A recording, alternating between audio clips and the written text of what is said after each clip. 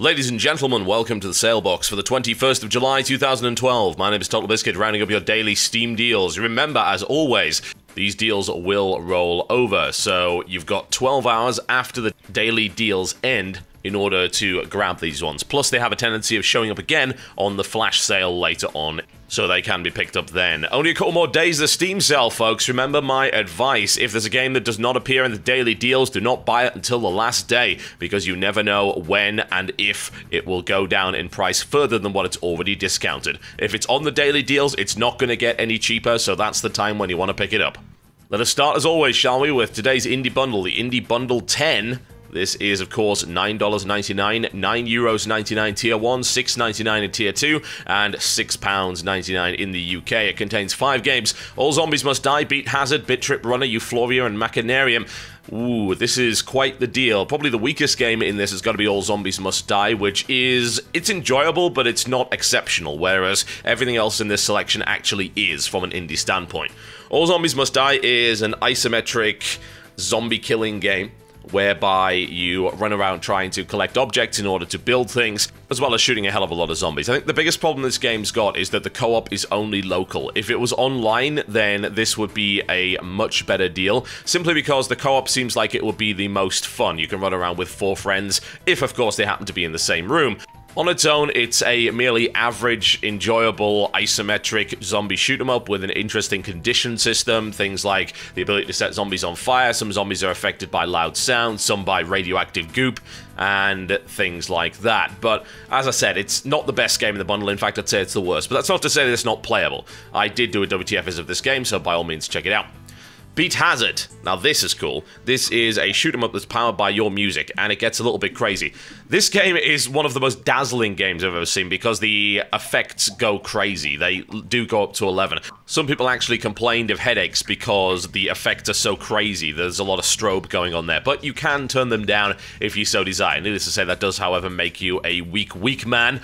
Beat Hazard is a lot of fun, but what I would recommend is picking up Beat Hazard Ultra, which is the DLC for it. That is also 70% off. Beat Hazard Ultra adds a bunch more settings, as well as 2 new boss types, which is cool because the original game only has 2 boss types, so it's nice to see some more stuff in there. It's got online co-op play, it's got a bunch of different tactical weapons you can grab, whole new perk system. Yeah, it kicks ass. It's really, really good. I would recommend picking that up. There's also a support file which allows you to play iTunes and M4A, so if you happen to use iTunes, then that's pretty much a must for you. Moving on to Bit Trip Runner. This is about running, essentially. It's a really nicely created, retro-themed world. You've got to run and avoid all the obstacles, and it's more fun than it sounds, honestly. I was really surprised by how much fun Bit Trip Runner actually was. I would recommend giving it a try. Euphoria, this is a strategy game, even though it doesn't look like one. It's a very kind of zen strategy game. It's very chill, and it involves invading other planets with spores, essentially. Spores with lasers, because hey, why not? It's also got this really minimalist graphic style to it that is rather curious. I would certainly recommend it if you're looking for something a little bit relaxing. And last but by no means least, Machinarium, whichever you prefer. This is an excellent point-and-click game, really nice art style, very fun to play, cool puzzles. Like, this is a game which actually has real puzzles in it, instead of, we're the developer, can you work out our stupid logic? This actually has proper self-contained puzzles, and if you just want to experience the story, then there is actually a cheat book that allows you to see all of the solutions of the puzzles and just make your way through there. This is a good few hours of genuinely enjoyable fun, and I would challenge you not to be at least a little bit sad at points, because the protagonist robot is absolutely adorable and the storyline kicks ass. Overall, this is probably the best bundle I've seen so far, so you should probably consider picking that one up. And in that case, it looks like that the bundle is going to be around for a little bit longer. I'm seeing that it's going to take 48 hours for this one to disappear, so if you are slow off the mark, then you should be able to get away with that. Moving on, Arma 2 Combined Operations 40% off. That takes it down to $18, €15 in both tiers, as well as £15. Right, the reason you are buying this is most likely for DayZ. This is also the reason why the discount isn't heavy, because they know you're going to buy it anyway. Bear in mind, this thing was 20% off, and it was number 2 in the top sellers. Actually, it's now number 1. It's now number 1. Yesterday it was number 2 in top sellers with only a 20% discount. People want DayZ, and that's why they're picking this up. But that's actually kind of a shame, because the game's got a hell of a lot more to offer. It's a realistic mill sim with tons of different weapons, models, and vehicles, a great modding scene. But, of course, everyone just wants this for DayZ one way or the other. This is probably the cheapest you're going to see it for a very, very long time, because Bohemia knows the popularity of DayZ, and being the sensible folks that they are milking that for all it's worth. So, there you go. As regards to its complexity, well, Arma 2 can hammer your machine pretty hard. It's quite a demanding game. And also from a control basis is just a little bit clunky. That's sort of to be expected from a military simulator, I feel. The Combined Operations Pack comes with all the expansions, so there is a lot of single-player and multiplayer content there as well. But let's be honest, you're buying it for DayZ, so who the hell cares? Let's continue on, shall we, to the Batman franchise pack, which is 82% off in total. 25 bucks, 22 euros 49, and 17 pounds 49. Once again, with bundles like this, let the buyer beware, because usually they're packed full of pointless DLC. In this case, a lot of the money is sunk into Gotham City Imposters unlocks. The stupid thing being that you don't actually need most of this stuff, not by any stretch of the imagination. The only DLC that I would actually recommend for Gotham City Imposters is the Experience Boost and the Dress-Up Pack. The Dress-Up Pack's currently 66% off, and that actually unlocks all the costume pieces, so that's pretty awesome. Everything else is not really worth having. I mean, hell, consider this. You get a costume coin boost in the same pack that unlocks all the costumes. What the balls is the point in that? The answer is, well, there simply is not one.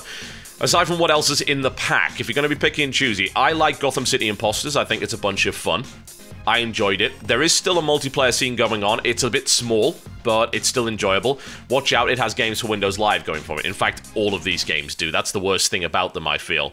And that's caused a few problems in the past. In fact, the save games for Arkham City got wiped as a result of that terrible system. However, it has been addressed in a patch as far as I can tell. Best game in that bundle is probably Arkham Asylum. Absolutely high-quality game. If you've overlooked it because, hey, it's a Batman game, don't. It's a great third-person action and stealth 'em up with some puzzle-solving and platforming involved in it. It rocks. It straight-up rocks. The voice acting is amazing, storyline's great, and it is the game that makes you feel like Batman. Arkham City is more of a free-roaming adventure. It's still a hell of a lot of fun. I enjoyed Arkham City immensely. I enjoyed it perhaps because it was not as easy to get lost as it was in Arkham Asylum. Arkham Asylum has quite a bit of backtracking in it. Arkham City not so much, because you can simply fly around the city on your bat wings and, of course, your bat grapple and all the other nonsense. Some people, however, will say that it's not quite as good because it's not as directed as Arkham Asylum. There's a bunch of DLC for this. As regards to which one I would recommend, probably Harley Quinn's Revenge. That one's actually very new and yet still is 66% off, so that's not too bad at all. The Robin bundle and Nightwing bundles are a bunch of challenge maps involving them. They don't incorporate into the single player in any other way.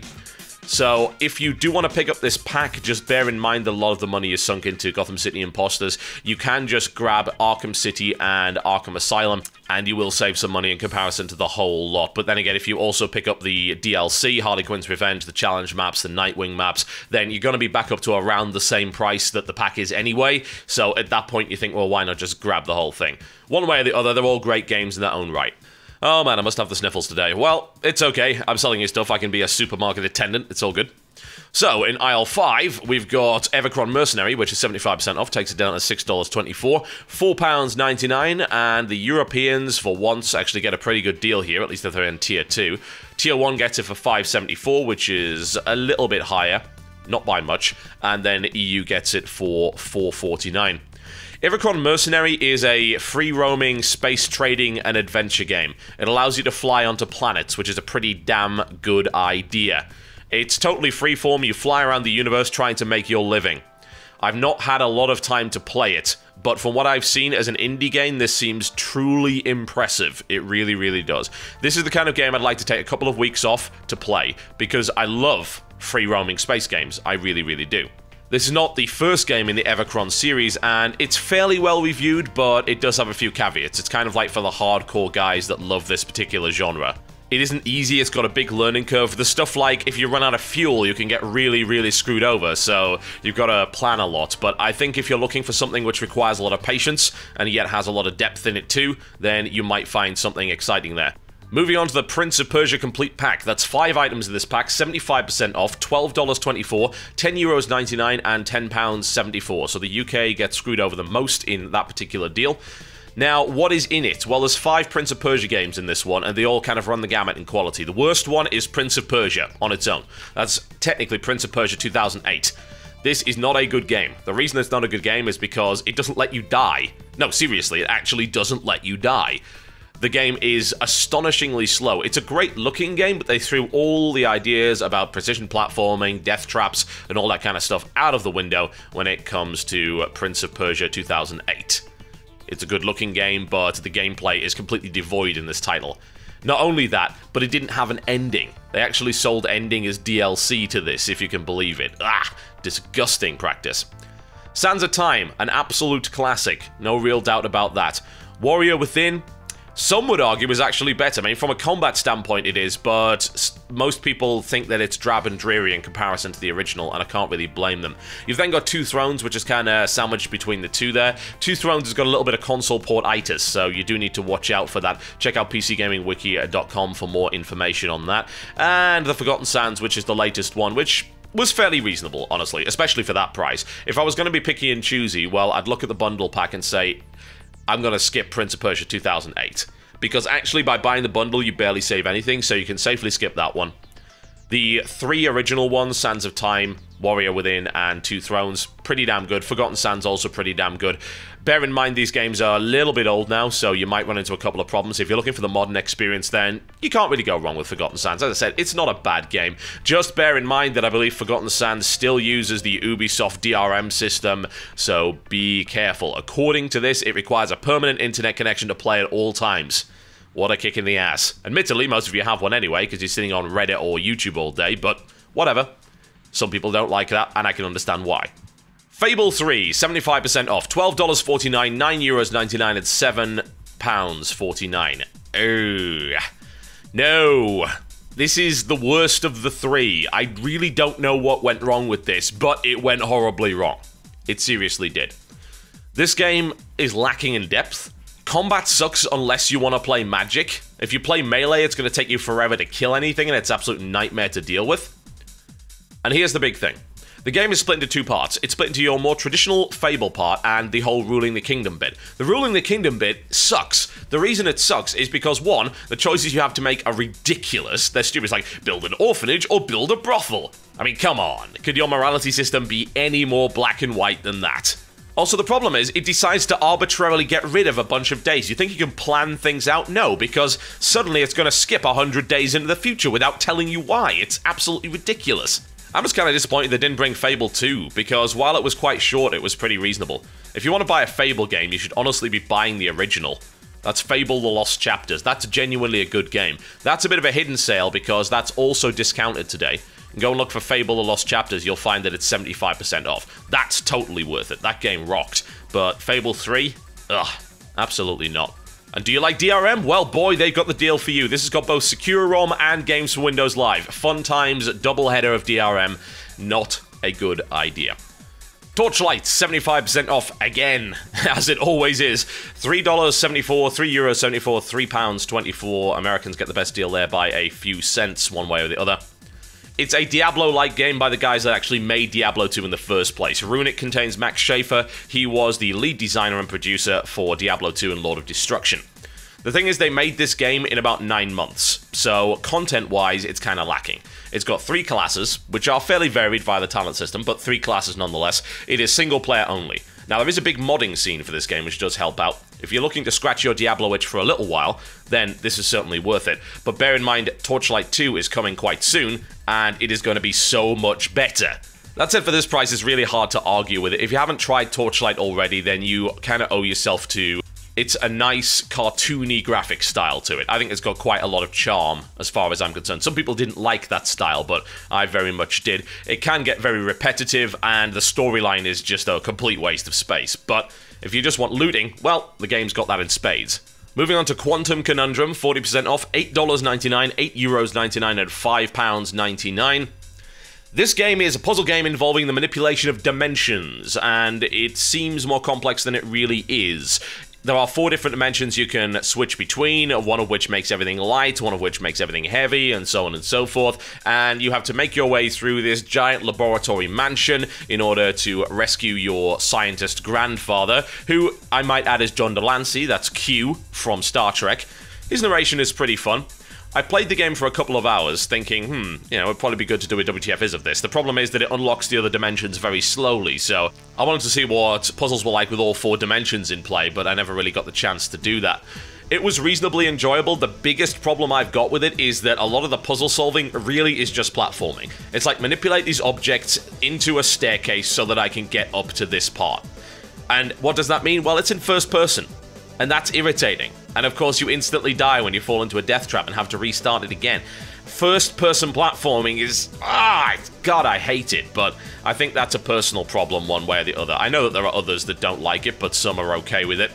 This game launched without an options menu, but I should point out to you that it does have one right now. If you are looking for a puzzle game which involves a lot of physics and involves a lot of jumping, then, well, Quantum Conundrum probably has that for you. Aside from that, avoid. Alright, and my deal of the day, folks. This one's got to go to the Dawn of War franchise. 82% off the pack, which is 30 bucks, €19.99 or £17.49. However, once again, we're going to be a little bit picky and choosy with this pack because there's a ton of stuff in it that you don't actually need. Now first, let me explain the difference between Dawn of War 1 and 2, because this pack contains both. Dawn of War 1 is a more traditional RTS. You build bases, you attack the enemy. However, you get your resources from getting control points. Once you get the control points, you get resources from them, so it's a more aggressive RTS. There's also a couple of interesting mechanics, like the transition from ranged combat to melee. You can also have morale break, and there's a fleeing mechanic and a cover mechanic. So that's pretty cool. I enjoyed them very, very much. If I were to buy only Dawn of War, the original, I would pick up Gold Edition and Dark Crusade. They rock. Gold Edition is the best value because it comes with the original and the expansion pack. Dark Crusade is about the same price, but it only comes as an expand-alone with a couple of extra races. I would avoid Soulstorm because it wasn't even made by Relic, and it was terribly balanced. The voice acting is an absolute joke, and if you like 40k, you'll hate the fact that they don't understand the lore at all. Whereas the rest of it is fairly, as far as I'm concerned anyway, fairly accurate to 40k lore. Dawn of War 2 is more of a squad-based tactical RTS. It doesn't have any base building in it. It's more about controlling 4 squads and then leveling them up with an RPG-style system. So you can talent your various squads as they level up, gain new abilities, and you also get to equip them with a variety of different weapons that end up dropping. So it's got this sort of Diablo-style loot system going on, various rarities, weapons have different properties, and you've got a bunch of activatable abilities in the middle of missions as a result of the equipment and the abilities that you've learned. It's a ton of fun. I played through the original campaign, I played through Retribution, which is the expand-alone, and I also played through Chaos Rising, which was also a great expansion. All of these games, in my opinion, for single player are definitely worthwhile. If you play these in multiplayer, you're probably going to get your ass kicked, but I still enjoyed them nonetheless. Now, what's worth picking up? So a lot of this DLC can be avoided. Most of it is cosmetic. If you find a race that you really like, and of course you're a big 40k fanboy, then you might want to be thinking about getting something like the Ultramarines pack, Death Corps of Krieg, and so on and so forth. These are entirely cosmetic. You can safely avoid all of the race war gear packs because they were just little pre-order bonuses that gave you extra items, and they make you too powerful in the campaign anyway, so there's no point in grabbing those at all. There's another multiplayer mode, it's called The Last Stand. The Last Stand is a 3-player wave defense mode where you have persistent heroes. So once you die, your hero levels up, you equip it with new stuff. Now, the leveling up process is more of, at least arguably anyway, a side grade kind of thing. You don't get directly more powerful. You get a bunch of different abilities that help you best deal with the later waves, so you look to put together a good composition of heroes and cooperate with people. If you don't want to buy Dawn of War and you just want to play that, you can actually buy that as a standalone. The Dawn of War 2 Retribution The Last Standalone. If that tickles your fancy, that's nice and cheap.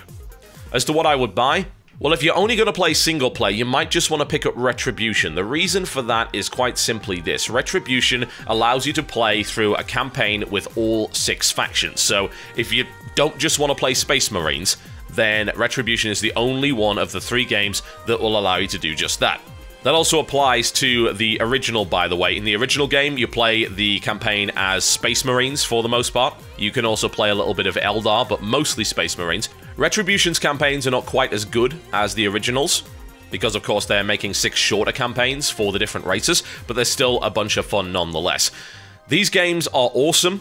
They are really enjoyable. They are some of the best RTS I've had the pleasure to play. Some people don't like the change because it was a pretty big change between Dawn of War 1 and Dawn of War 2 in terms of mechanics. Personally, I enjoyed them a lot. If you liked Company of Heroes, then Dawn of War 2 is kind of like that, but in the future. Only without the base building.